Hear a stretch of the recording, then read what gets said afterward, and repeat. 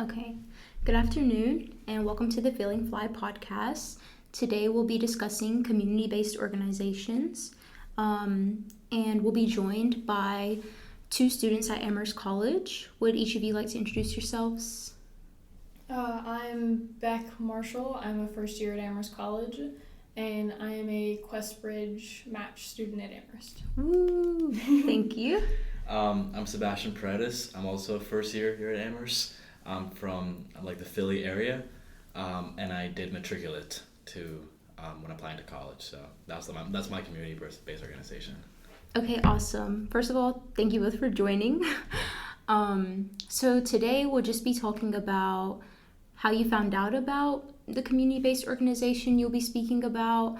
We'll also be discussing the limitations of those community-based organizations, but also the advantages. And so I'd just like to start by asking whoever wants to share first, how did you find out about either Matriculate or Questbridge? I think honestly, Questbridge found me more than I found Questbridge, because they were really persistent about sending me little pamphlets and stuff through the mail, and for the first 2 weeks of getting them, I didn't take it seriously at all. And finally one of the little pamphlets caught my eye, and I don't even remember which one it was. It was the size of an index card. And I looked it up, and I'm like, you know what, there's no harm in applying to it, and it ended up being the best decision I've made. Yeah, that's great to hear. Whenever I found out about Questbridge, it was by luck because they kept sending me mail too, but I thought it was spam. Yeah, definitely. So I remember throwing away a few letters before someone was like, this is a serious thing that you should maybe consider. Yeah, how about you, Sebastian? So basically, it was through College Board actually. So Okay. College Board, after I took the PSAT, they recruited me, I think, or because of the things that I filled out. They said you would be good for college advising for low income people or low income students. Right. And I also I did not take it seriously at all. Yeah. I thought how good. I thought I was gonna only get a tutorial on College Board. I thought it was gonna be a very impersonal sort of thing. Yeah. But then I talked to my mom about it, and my brother actually did the exact same thing when he was applying to college. He's 3 years older than me. Oh yeah.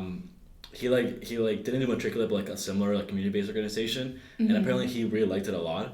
So kind of through that encouragement, I did the steps, and I got matched with an advisor and stuff like that. Okay, that's really cool. So before we continue, I'll just clarify what a community-based organization is for any of our listeners who aren't familiar with it. And so Google states that a community-based organization refers to an organization aimed at making desired improvements to a community's social health, well-being, and overall functioning. For our purposes, our definition is not that broad. We're looking specifically at organizations based in the community, intended to help marginalized students in their trajectories through higher education institutions. All right, and so thank you both for sharing that also. The next thing that I want to ask is actually, what did these community-based organizations do for you? What did the support look like? I can start. So basically, the whole point of Matriculate is that you get paired with an advising fellow. So it's another college student. I think mine was a sophomore, and it's usually from quote unquote good schools. So I think mine went to Penn. Right. The sort of the higher echelon to some degree, and they help you pick your college list. They help you they help you write your essays. They give you editing advice. It's a very broad sort of thing they have. They're there for support overall about anything, and the sort of point I think they're doing is they try to really get to know you to some degree, and that way they can help you. So it's supposed to be a very personal kind of thing that you're trusting these people who are 2 years older than you with a lot of things. Yeah. And yeah, that's kind of the gist of it. But it had its pros, it had its cons. But overall, I think it was a pretty positive experience to me. I think it helped me a lot. Okay, awesome. Thank you for sharing. Beck, what about your experience with Questbridge? I feel I can't complain about Questbridge at all, because they've been really good to me. I definitely feel it was more hands-on.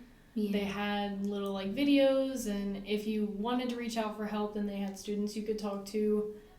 I feel like I just kind of went through. I think you can choose up to 12 schools to apply to. I chose 6. Amherst was like my number 4, and I'm pretty sure I cranked out like 4 out of my 6 applications in like one day. Yeah. Yeah. So like, I feel like once you get through the initial like applying to Questbridge, I think the hardest part is applying to each like individual school, because it feels like there's a lot going on. Right. But there were resources online that I could go to, and like the support was there if I felt like I needed it. So I'm super grateful, especially with like the list of colleges that they let you apply to. They're all like really good colleges. So it felt really easy to kind of like narrow down where I was going, because Questbridge kind of gave me that list. Right. So a couple of questions just based on that. First of all, I guess this question's for you specifically, Beck, because it's about what Questbridge offers. Did you only apply to Questbridge your senior year, or did you do the College Prep Scholars program beforehand? I only did Questbridge my senior year. Okay. So just for our listeners, there's also a component of Questbridge that you can apply to as a junior, which is the College Prep Scholars program, which provides additional support in terms of demystifying the college application process. That's the first thing that I applied to through Questbridge, and it enabled me to like go to this National College Admissions Conference at Vanderbilt, and I was able to talk to all these admissions officers, and it was super scary, but it was also very exciting. I remember I got to the Columbia table and I fully choked. Like the admissions officer there was like, breathe. But yeah, it offered a bit more of the sort of support that I think Sebastian was saying that Matricula offers, in terms of the sort of feedback that I received on some of the essay prompts or components of my application. And so that's something I just want to put out there as well as being associated with Questbridge. The other thing that I would ask is that the types of organizations that you both are talking about do seem very different in the way they structure support for their students. And so I guess that I would ask you, what are some of the disadvantages, or perhaps, I know Beck, you're like pretty much raving about Questbridge. What are some of the things that you imagine might have been left out of the scope of Questbridge then, or for you Matriculate, in terms of the support you could have received towards college? So I think Matriculate really focus a lot on the college admissions process. Right. So that's really the focus on how do we get these kids into these schools. And after you get into these schools, they kind of forget you to some degree. Yeah. Or they don't give you the same amount of support, or sort of, like pretty much my advisor, once I told him that I got into like Amherst and like Georgetown and all these different schools, completely like forgot about me.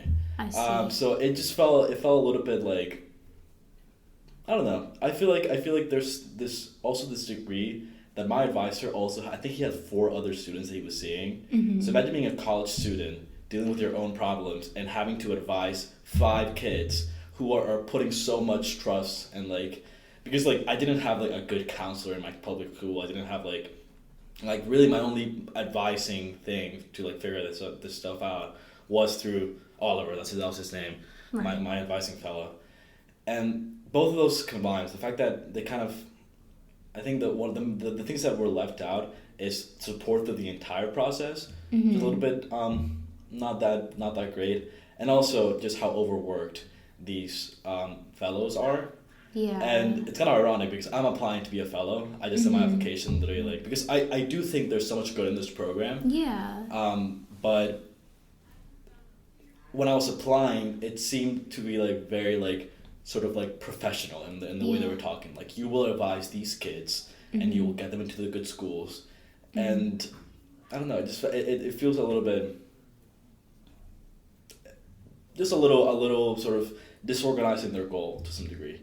And that was probably my main sort of concern with it. And my advisor had to like leave like probably like 3/4 of the way there because he was so overworked. And then I just got put with like another one, but Yeah, it was that's probably because it's so personal, it's so meant to be so personal, it means that these advisors have to put a lot of time into it.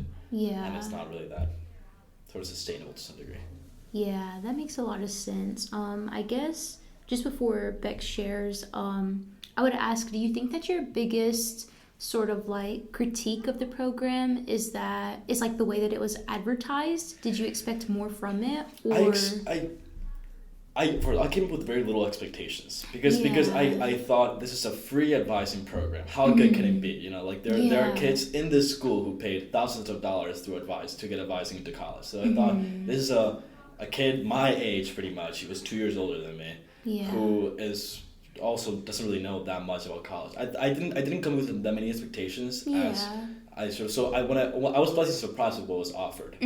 But then at the same time they promise a lot of things. Yeah. They give a very specific like story that they sell to people of personal support with your peers. I see. Advisors who know their students, students who feel supported the entire way through, which I didn't think was fully realized in my experience because there's a lot of other confounding factors like unsustainable advising mechanisms.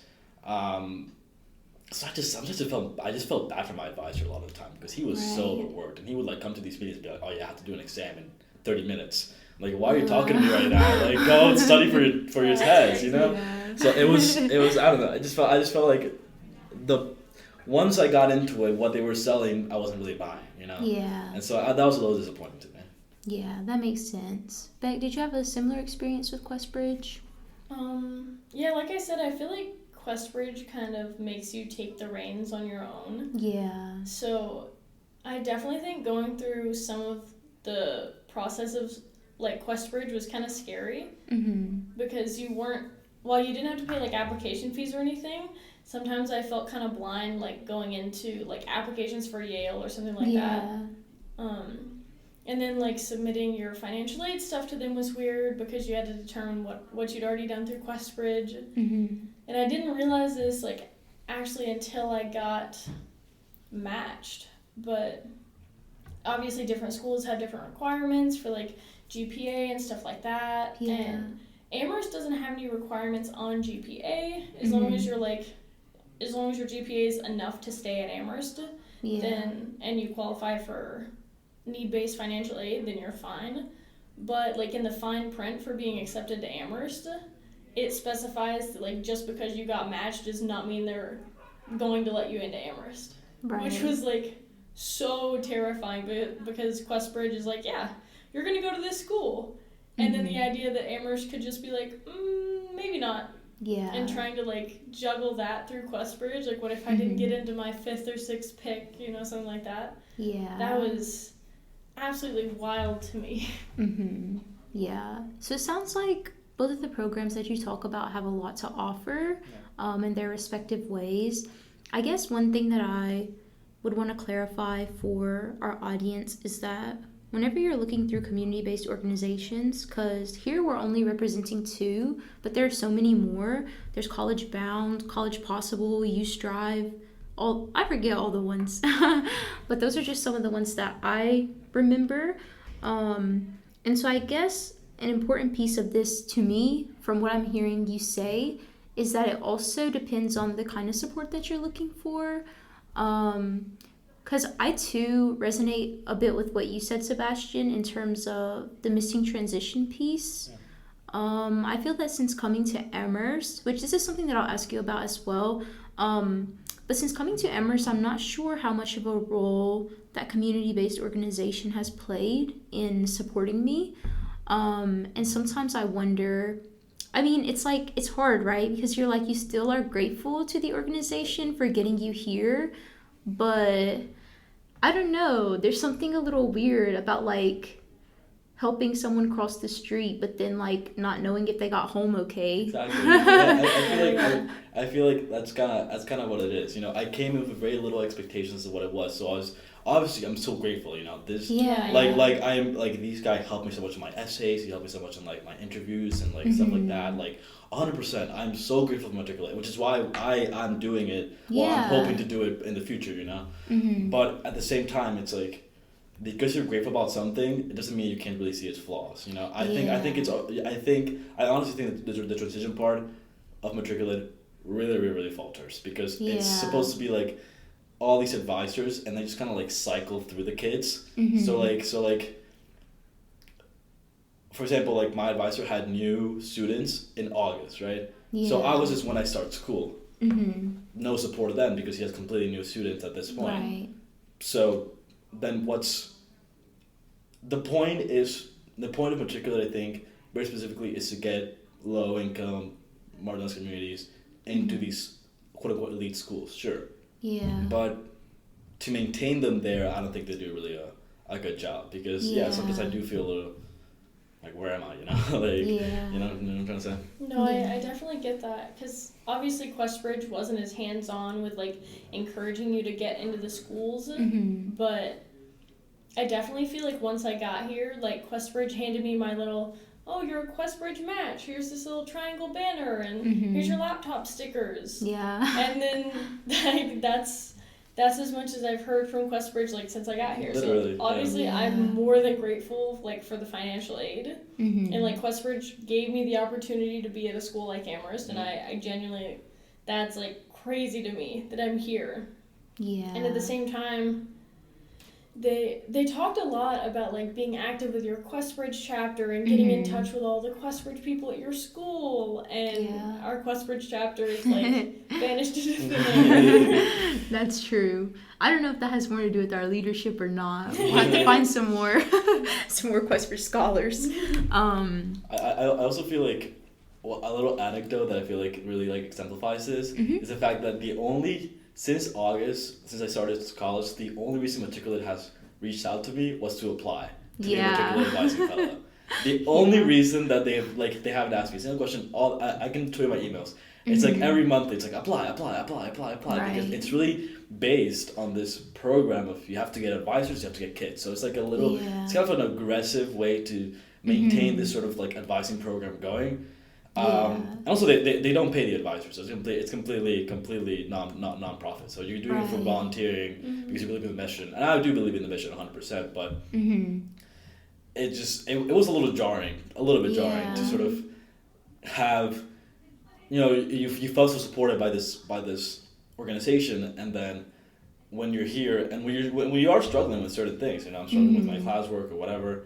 Only reason they're reaching out is to encourage me to continue the cycle. It just felt a little, I don't know, just not really great in that sense. Yeah, Questbridge, they kind of do the same thing, but I think they balance it out with like other opportunities. Because I've gotten a couple emails from Questbridge like, oh, here are some internships, like summer internships that'll give you priority if you write in your application that you're a Questbridge match. So like, as a rising junior, or rising sophomore, rising senior, or something like that, some of those are genuinely really good opportunities, or at least like a good place to get started. And some of them offer, like, say you do good at the internship, some of them will offer you a full-time job like straight out of graduation. Which, that's a great package deal, honestly, as long as like you enjoy the internship. So I feel like Questbridge kind of does the same thing. And, oh God, I get so many emails from Questbridge. But I feel like they even it out pretty well. So. Yeah. Well, I guess another thing that this raises really is, like, the idea of networking. So, like, Questbridge, being as known as it is, I think it's, like, something that if you say, oh, I'm, a Questbridge match or something, then people sort of know what that means. I'm wondering, Sebastian, if Matriculate is the same way. Do you think that it offered you anything in terms of community building or networking? Not particularly, I don't think. Not well. First of all, because it's really new. I don't really know how old Questbridge is or how they really gained that relevancy and importance. But I feel like it has to be. I think it was a lot of big moves that Questbridge did to like install the match process and stuff like that. And they have gained a lot of notoriety. Like I knew about Questbridge. I didn't actually apply, but like even but it was an opportunity offered to me if I wanted to take it.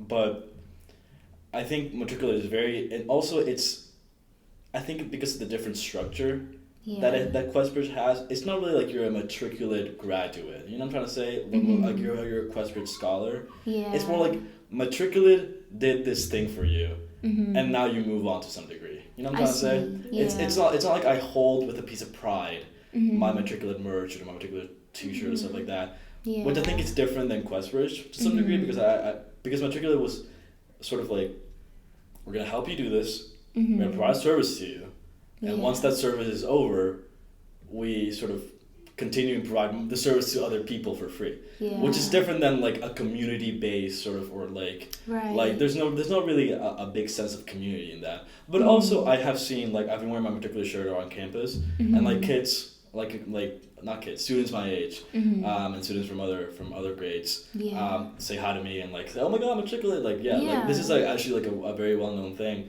One of the guys on my rowing team, he's like also being an advising fellow, so he reached out to me. But yeah, it just I think it's just like a different version of community building that like Questbridge has, you know? Yeah, that makes sense.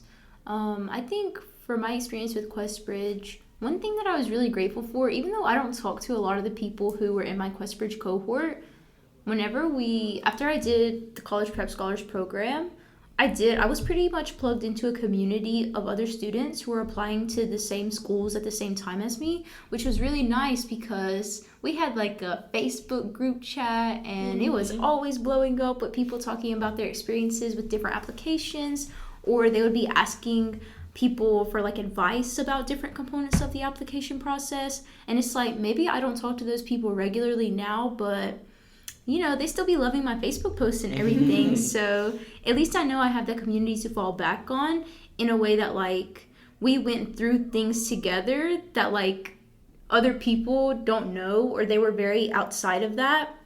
And so I think that's something that I am grateful for, because it made me feel less alone in some ways. Like the CSS profile, for instance, that thing crushes souls, right? Like people get so upset about that, and I understand why. It was hard the first time I did it, but it was also like I had a group of people to talk to the first time that I did it about how difficult it was, which was just nice. Even if none of us really knew what we were doing, we were like figuring it out together. So I don't know, Beck, did you have a similar experience with Questbridge in terms of community building with other scholars?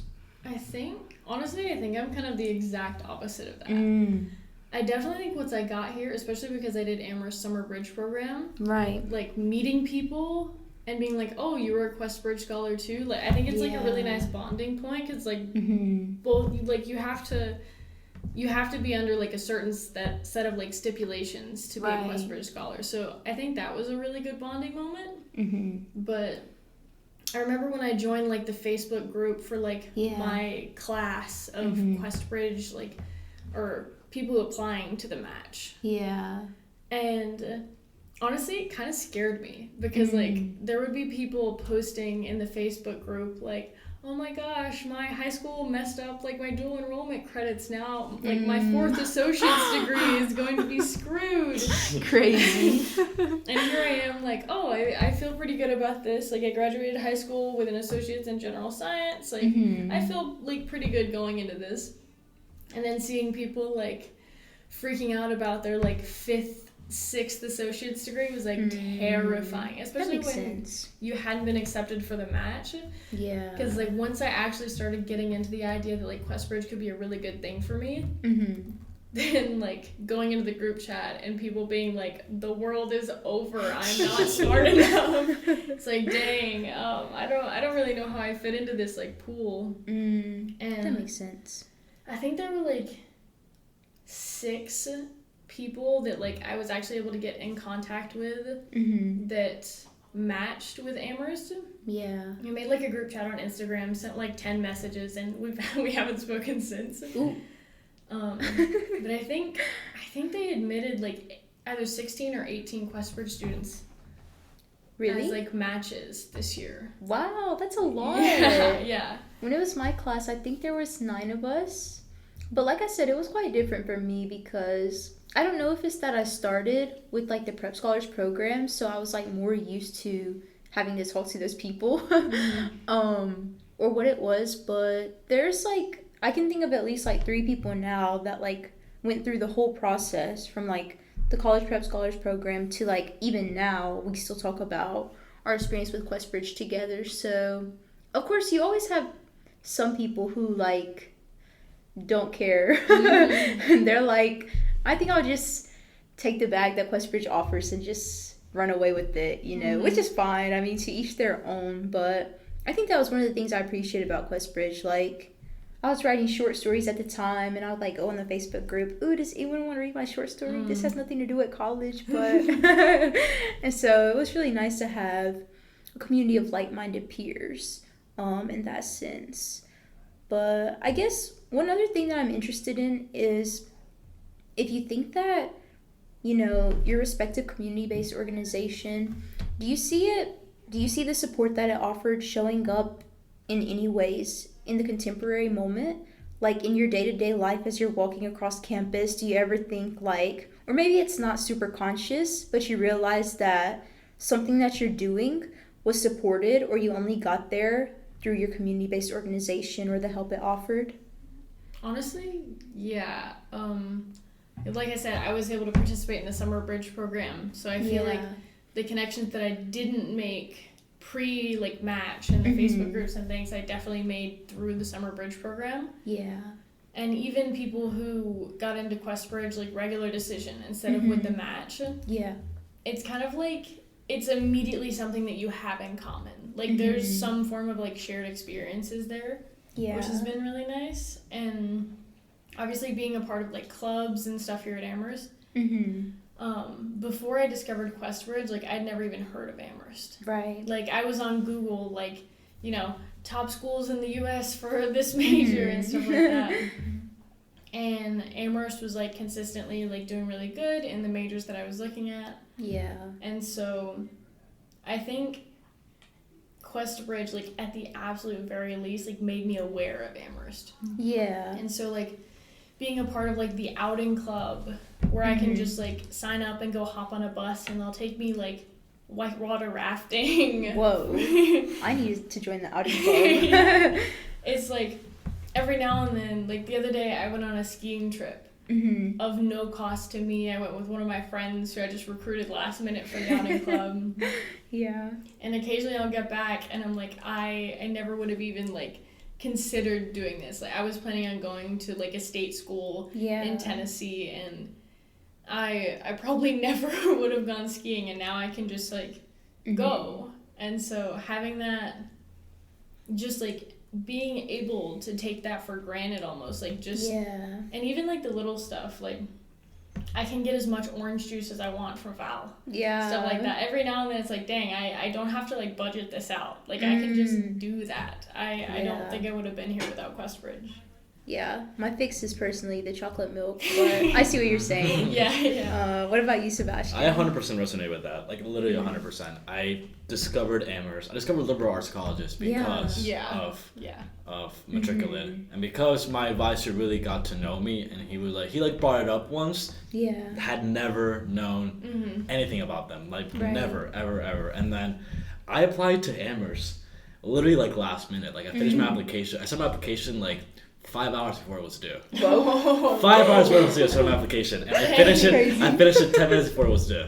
And I was on a plane, so I was doing it in the airplane, like typing it. I got delayed anxiety for you. It was so bad, but so I discovered it like because of matriculate, and I started doing matriculate like in November. So I was like really doing these like very quickly, but again, I feel like Amherst is the right place for me to go to. I can't imagine myself at any other school, to be completely honest. Even my quote-unquote dream schools I didn't get in or whatever. And so I think that's really what I appreciate it for really giving me this opportunity, because I know if I didn't have matriculate, first of all, I wouldn't have gotten into Amherst, even if I had known about it, because matriculate, again, it's a matter of support. Right. I like the idea of sort of like equalizing the field, because it's like why is it only that quote-unquote rich kids are able to have this like really elaborate advising program for getting to colleges, and I, because of whatever, can't, so I feel like that's really a really noble cause, and that's really what really helped me get into Amherst. So I wouldn't have gone into Amherst, and I wouldn't even have known anything about Amherst if I didn't have matriculate, and because I'm matriculated, I'm able to enjoy my life here. So I resonate with that about like the liberal arts colleges. So like discovering Amherst was also like me discovering what a liberal arts college was. Yeah. And coming from a conservative state in a very small town, you know, you bring up liberal arts college to your mom, it's like, whoa. Yeah. And I feel like you said, with Questbridge kind of giving me the accessibility, like, to apply to these schools, I feel like it was a lot less pressured once I did match. Yeah. Obviously, until I discovered that Amherst was like, oh, you might get in, you might not. And so I feel like even though the accessibility from Questbridge kind of, like, ended at my admission to Amherst, I feel like in a way Amherst has kind of carried that over. Yeah. Because Amherst has been so good to me, like, in terms of accessibility. Like, for example, the outing club and things like that, they're really supportive to, like, minority communities, first-gen communities, low-income communities. I feel like they've kind of, like, made up for, like, the emotional presence that Questbridge doesn't have after being admitted. I 100% agree with that. I think the fact that I got Amherst itself, I think, is a very sort of supportive community towards, like, equity and stuff like that. I honestly don't think it's just words that they say. I think they do, like, put some action into their words, which I really appreciated, you know? Yeah. But yeah, I feel like in that sense, the mission of Matriculate, which is to, like, get low income kids to really good schools, because I got into Amherst College, and because I go to Amherst College, that mission is sort of continued on, because this school really does a good job with that. But I don't know if I'd gotten into, I don't know, some other school. If I'd gone to Georgetown, right? Or something like that, I don't think it would have been the same thing. Which is like, you know what I'm trying to say? So I think it's a matter of trying to find a school through a community-based organization that also fits with those values that they're trying to instill. I feel like that sounds like something that I feel really helped. Yeah, that makes a lot of sense. I resonate a lot with what both of you are saying. Just in terms of, like, I also didn't know the difference between, like, a liberal arts college and a research university. I also didn't know what Amherst was. I remember at the little conference I had at Vanderbilt, I was, like, calling it Amherst, and then someone was like, ooh, then they told me this whole thing about the H, and I was that's so pretentious. It was so crazy, but yeah, I had like a pretty similar experience. I also agree in terms of something that you said, Sebastian, with, like, it's also about the particular school, you know, or the particular institution, because I had support from another community-based organization as well when I was applying to college. I think it was College Possible, or, like, some branch of College Possible.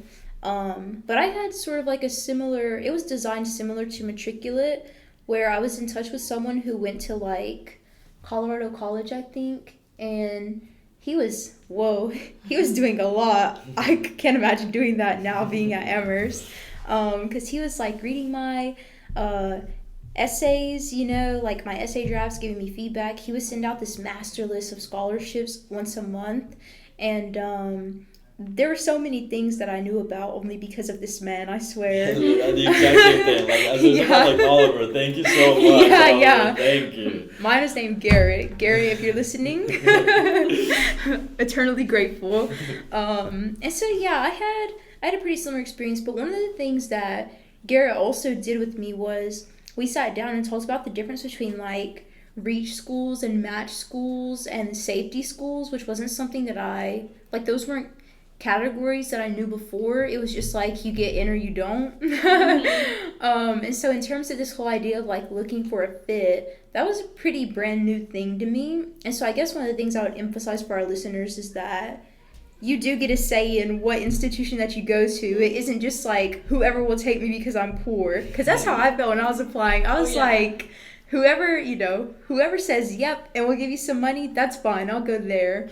But I agree. I'm glad that I ended up at Amherst. And so, yeah, I guess sort of, like, in terms of a wrapping up piece for us, I just want to know if there's any sort of advice that you would give prospective students about applying to community-based organizations, but also finding community-based organizations. I can start. I feel like the most important thing, if applying or finding, I think I'm going to equate both of them, Yeah. is to know what you want out of them very clearly. Yeah. Have the expectations to what you want. Really sort of research, because again, in just this conversation, Questbridge in particular are completely different things. Yeah. Completely different things. So it's not like a community-based organization is an umbrella term that I'm just going to apply to a single one of them and this will support me. No, these are completely different experiences that we had. And so finding what you want out of them is the most important thing, and having a very clear idea of what you want out of them, I think is more, because I think that really is going to help you sort of utilize the resources as best as you could. Otherwise, I feel like you will be a little lost with what's going on if you don't really have a clear mindset going in, which I feel like I didn't have a clear mindset going in. Yeah. And so I did at times feel a little like, what's going on here? What am I doing? How is this helping me? It was a little so because I didn't really have a clear set of priorities going in. So I would say that's probably the most important thing. Really do a lot of research, and the one that you actually sort of decide to go follow through with, make sure that really that aligns with your goals in terms of how you want your college application process or your support guide throughout college to be. Right. That's probably what I would say. Right. My first piece of advice is don't ignore pamphlets you get in the mail. Don't do it. Because, like you said, I got pamphlets from Questbridge for weeks before I actually read through one of them. And I'm like, okay, the worst thing that's going to happen is I Google this and it's pointless and it goes in the recycling for the third week in a row. So I feel like at the very least, take everything you come across seriously for at least 20 minutes. Yeah. Look it up on Google, and even looking it up, I felt super uncertain about Questbridge. Yeah. I was nervous that I'm going to put time and effort into this, and it's going to be a scam. Yeah. And so, literally 20 minutes of your day, just take it as seriously as possible. Go through, see other people that they've helped. I think that was one thing about Questbridge that kind of sold it for me. Is where they have stories of people that they've helped, and their Instagram page is full of people that have gotten into schools because of them, and you could go through each school on their website and see what their requirements were for you to maintain the scholarship. Yeah. So I think making sure that you give everything that second look, just due diligence to make sure you're not just kind of discarding it every 2 weeks. And it is really overwhelming. I went into my college search, I've been dead set on going to the state school for 2 years, so long as I could afford it. If I couldn't afford it, I was going into the U.S. military. So Questbridge was such a huge thing for me. Yeah. And also, don't get swallowed in college applications. I wasn't nearly as last minute. There were a couple deadlines I shaved kind of close. I ranked Yale and Princeton underneath Amherst, but I think my Princeton financial aid stuff, I turned it in the morning before it was due. Yeah. Which was for me, I thought I was losing it. I thought it was about to be game over, but yeah.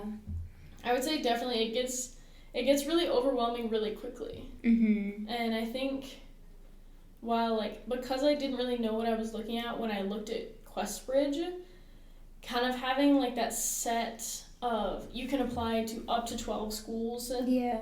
And you can decide anywhere in between there. It kind of gave me an idea, okay, Questbridge, I am betting my money on these 6 schools, and then outside of Questbridge, I'm going to go for, these 4 schools. Yeah. And then, that's what I'm going to focus my time on. So I think once you do settle on one of those organizations, manage your time. Manage your time with them. Yeah. Yeah, that's really good advice from both of you. The last thing that I'll say in terms of this conversation is I've already listed out a bunch of community-based organizations that I could think of. It's not an exhaustive list because that would be too much.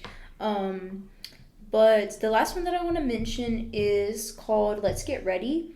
And it actually has a 3-prong approach. So the first is SAT prep offered to high school juniors. The second is a peer-to-peer mentor or something like that. Near-peer mentor, that's what it's called. That's someone who more so does what you said Oliver did during matriculate, or Garrett did with College Possible for me. And then they also have someone who helps you once you get accepted to college for 2 years, I think, to make sure the transition process is a bit smoother. And so, just again, echoing Sebastian's point, it is really important to think about what you want. I know that's easy to say now for us looking backwards than it is for a prospective student looking forwards, because you're not always sure what you'll run up against. But that just goes back to Beck's point as well about doing the research and looking into these things yourself and taking the things very seriously in terms of, you know, you don't want to have to commit to everything, but deciding some things to commit to and then moving forward with those things. And so, yeah, I just want to thank you both for having this conversation because it was really great. And I really appreciate all the insight that you both provided. But if that's all right, then we'll close out. Thank you. Yeah, thanks for having us.